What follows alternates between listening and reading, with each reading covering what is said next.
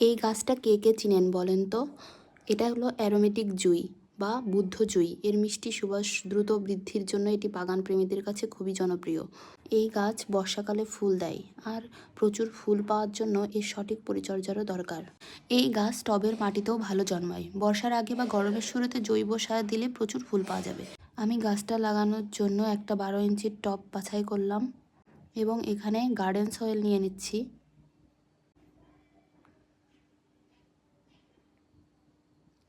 তারপর কিছু তরকারির খোসা, ডিমের খোসা এগুলো জমিয়ে রেখেছিলাম, এবার এগুলো দিয়ে নিচ্ছি।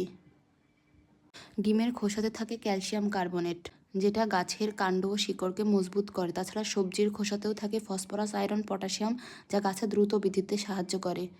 এবার এগুলোকে ভালো করে মিক্স করে নিচ্ছি, তারপরে গোবর সার দিয়ে নিচ্ছি।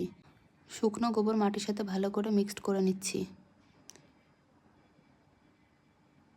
এবার গাছটাকে লাগিয়ে নিচ্ছি। টাটা। ভালো লাগলে একটা লাইক করে দিবেন।